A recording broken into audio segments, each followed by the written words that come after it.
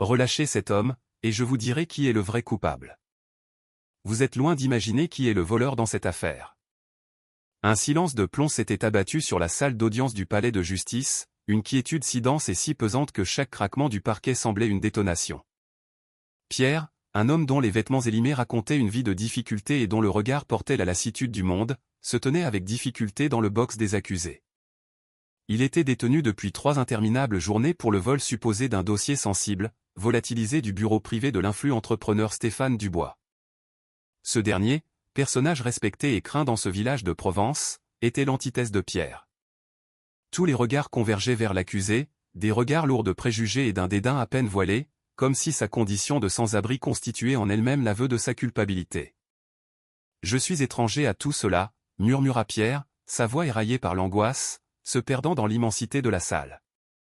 Le juge Bernard, absorbé par ses papiers, rétorqua d'une voix neutre et coupante, sans lui accorder un regard. « Monsieur Pierre, les éléments à charge sont clairs. Vous avez été aperçu quittant la grande maison de campagne avec un porte-document. Pour le juge, cette affaire n'était qu'un dossier de plus à classer. Ce porte-document, je l'ai trouvé par terre, abandonné sur le trottoir, essaya-t-il d'articuler, sentant ses arguments se dissoudre avant même d'être entendus. Mon unique intention était de le restituer. Des ricanements discrets parcoururent les rangs du public, le poignardant plus sûrement que des insultes. Il courba l'échine, le visage défait. Un peu plus loin, Stéphane Dubois le toisait, bras croisés, une fureur glaciale pétrifiant ses traits. À ses yeux, Pierre n'était que l'incarnation de cette précarité qu'il méprisait tant. « C'est absolument effarant », glissa l'entrepreneur à son avocat. « Par charité, nous lui avons offert un repas, et il nous paie en retour par le vol. » Au premier rang, sa petite-fille de 10 ans, Manon, n'en perdait pas une miette. Elle agrippait son téléphone portable, ses jeunes yeux scrutant la scène avec une perplexité grandissante. Elle ne pouvait concilier l'image de cet homme à la barbe blanche, celui qui la saluait toujours avec une infinie douceur lorsqu'elle passait près du jardin public, avec le portrait du criminel que l'on brossait.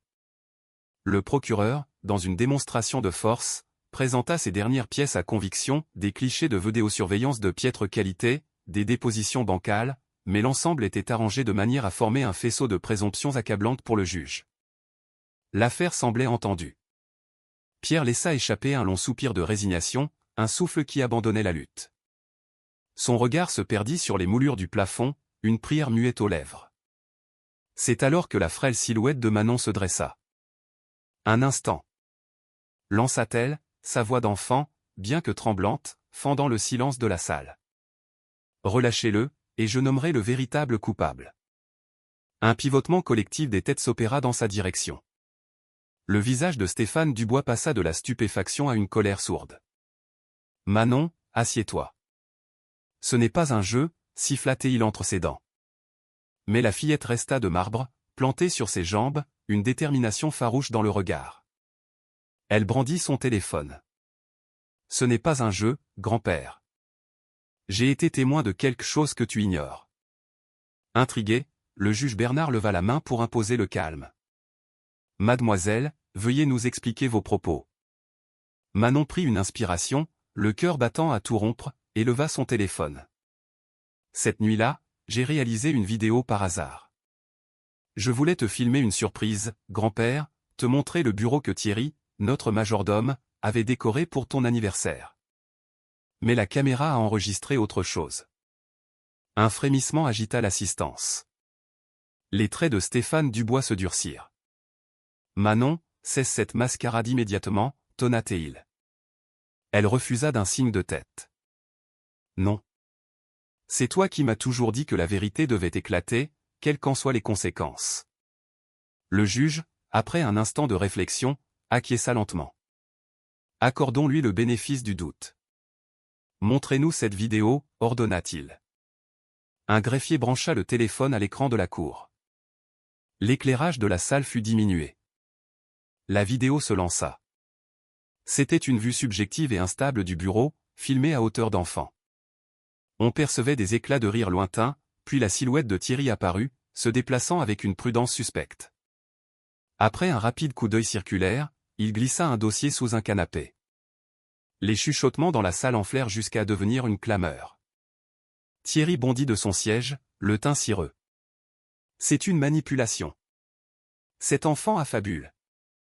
Cria-t-il, sa voix perçante trahissant une panique croissante. Manon le dévisagea sans ciller. Tu avais promis d'aider grand-père à démasquer le voleur.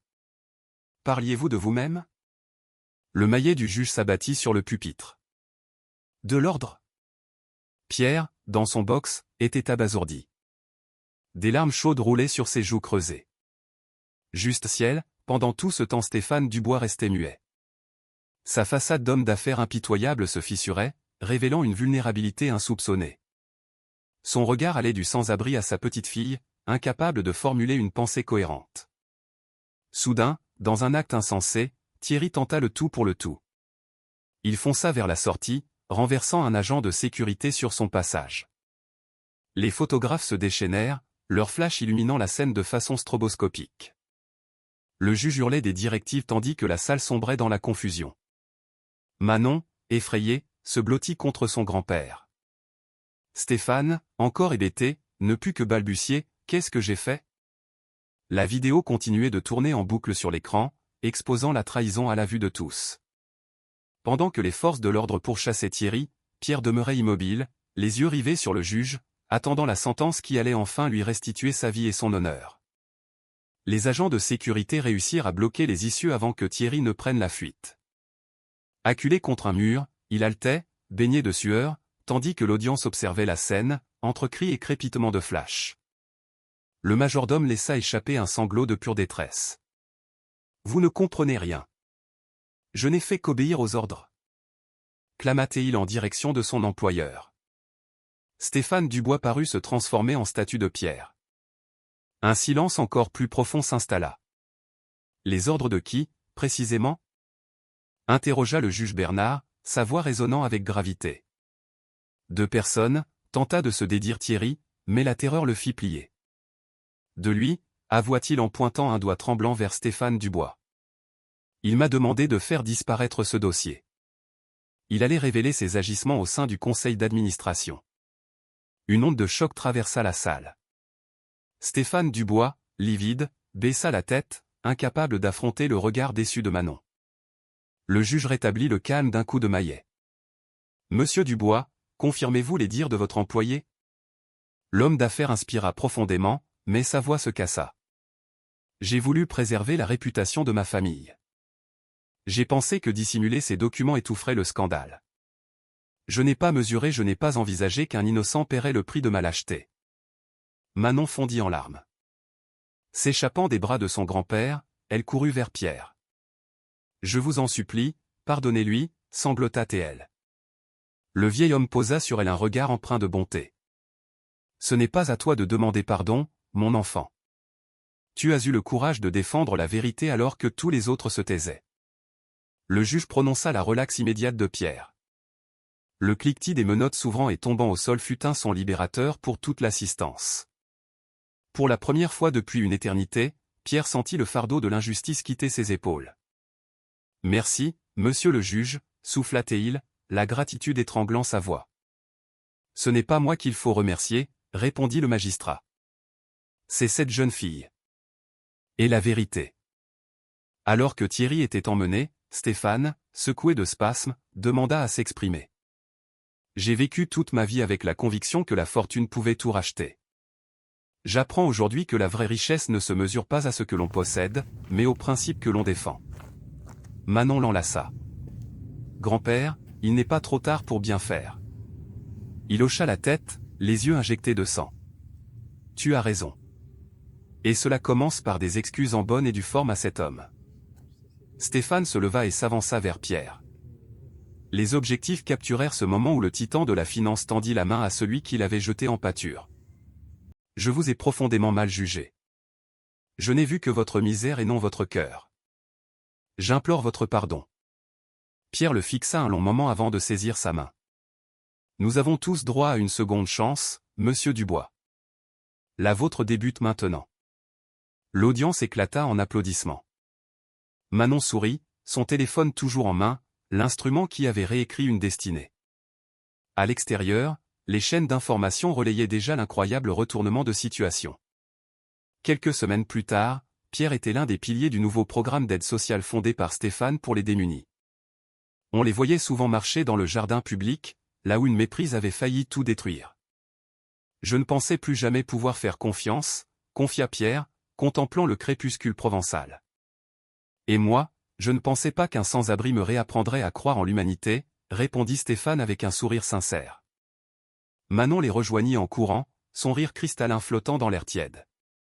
Grand-père, tu nous as promis un dîner tous ensemble. Et nous y allons, ma chérie, dit-il en lui prenant la main, unis enfin comme une véritable famille.